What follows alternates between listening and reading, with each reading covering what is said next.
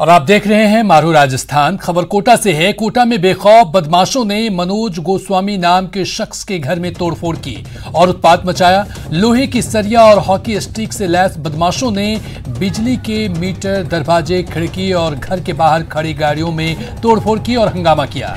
रोकने पर बदमाशों ने पीड़ित परिवार के साथ गाली गलौज की। तोड़फोड़ करने की ये पूरी तस्वीर घर के बाहर लगे सीसीटीवी में कैद हो गई है। तस्वीरों में आप भी देख सकते हैं कि कैसे बदमाश अचानक आकर तोड़फोड़ करने लगते हैं। पीड़ितों ने पुलिस से गश्त बढ़ाने और आरोपियों की गिरफ्तारी की मांग की है।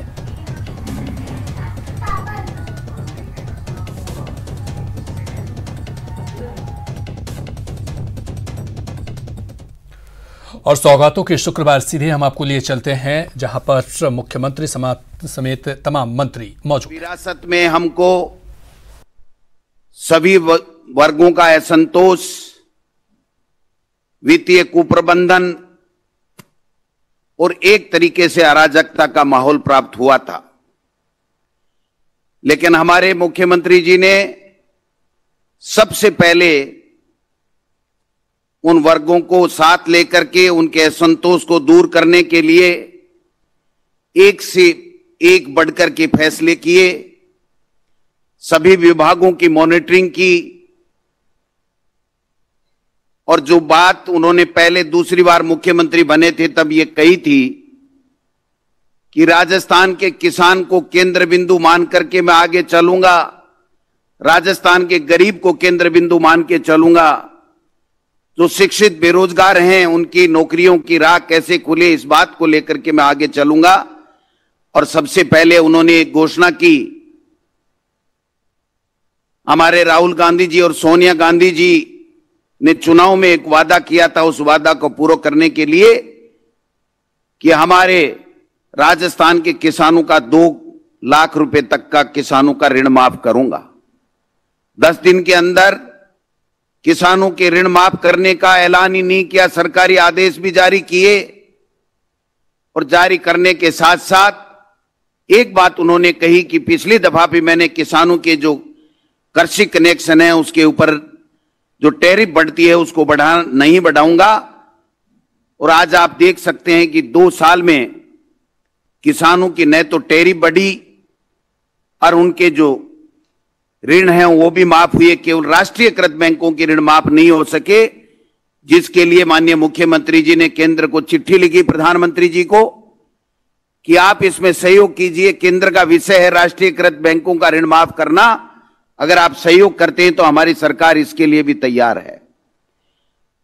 हमारी सरकार ने 27,000 करोड़ रुपए 2 साल में किसानों के लिए कृषि कनेक्शनों के ऊपर लगने वाले पैसे की जो सब्सिडी थी उसको देने का काम किया है।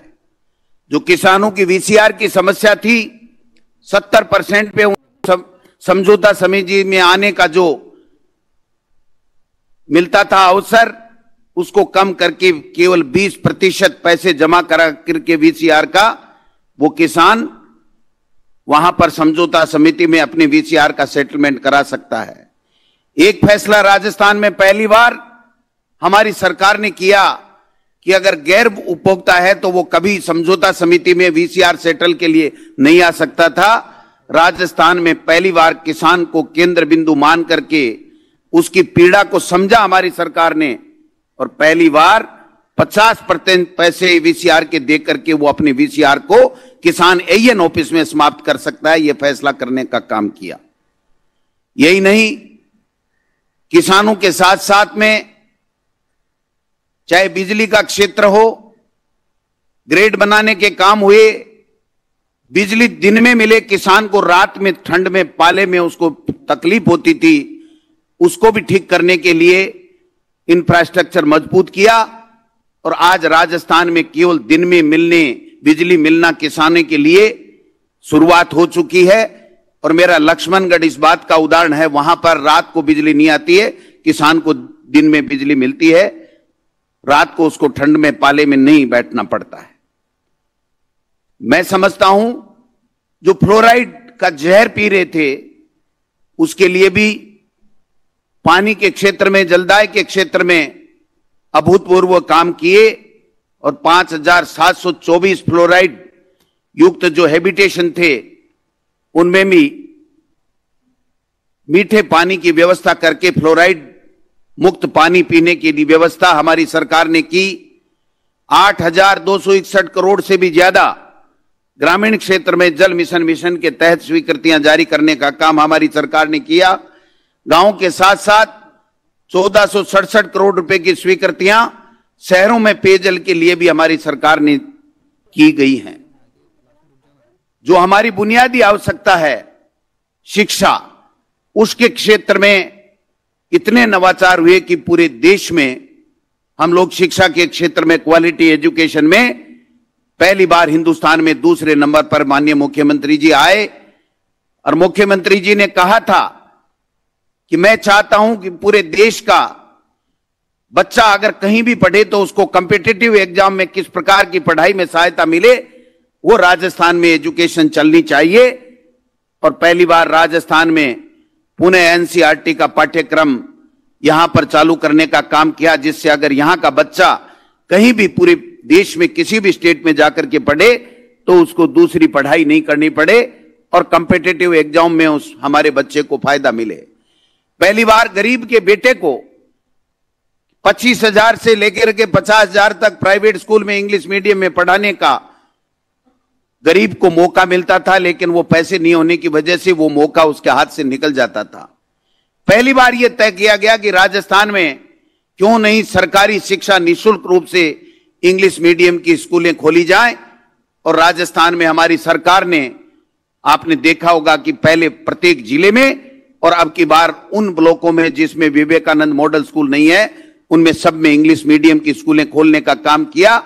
आज 65,000 से अधिक एडमिशन हो चुके हैं और वहां पर इंग्लिश मीडियम में हमारा गरीब का बेटा जो लड्डी चलाता है, जो मजदूरी करता है, जो मजदूरी करके पेट पालता है, उसका बेटा भी इंग्लिश मीडियम की स्कूलों में पढ़ रहा है। हमारे यहां पर एक से एक नवाचार होने का काम किया। हमारी बच्चियों को सेल्फ डिफेंस के लिए पैसे दिए गए। स्कूलों में थानों के पुलिस की सहायता से वहां पर सेल्फ डिफेंस के लिए प्रशिक्षण दिए जा रहे हैं। मैं निवेदन करना चाहता हूं, पहली बार राजस्थान में 1850 करोड़ रुपए का 1580 करोड़ रुपए का इंफ्रास्ट्रक्चर, 1260 स्कूलों क्रमोन्नत करने का काम, 76 महाविद्यालय खोलने का काम, पंचायत समिति ग्राम पंचायतें नवीन बनाने का काम, जनप्रतिनिधियों को ज्यादा मौका मिले इसके लिए यहां पर नगरों में वार्डों के पुनर्सीमांकन का काम, एक से बढ़कर के एक काम यहां पर होने का काम हुआ है। कंप्यूटर शिक्षकों का कैडर नहीं होता था, परेशानी होती थी। आज हमारे 14,000 से ज्यादा जो सीनियर सेकेंडरी स्कूलें हैं उनमें कंप्यूटर हैं, लैब्स 10,000 के लगभग हैं। लेकिन मुख्यमंत्री जी ने कहा कि लैब भी बढ़ने चाहिए और इन कंप्यूटर लैब को संभालने के लिए, बच्चों को पढ़ाने के लिए कंप्यूटर शिक्षक का कैडर भी होना चाहिए, उसका भी काम हुआ है। हमारे यहां जो शिक्षित बेरोजगार थे, जब हमारी सरकार आई थी तो वो धरने प्रदर्शन करते थे, कोर्ट में भर्तियां अटकी पड़ी थी। मुख्यमंत्री जी ने कहा कि पहला उद्देश्य यह होना चाहिए, हमारी सरकार का पहला काम यह होना चाहिए कि भर्तियों को कोर्ट से निकालें और ये जो बेरोजगार घूम रहे हैं इनको ज्यादा से ज्यादा नौकरी मिले। इसके लिए आपने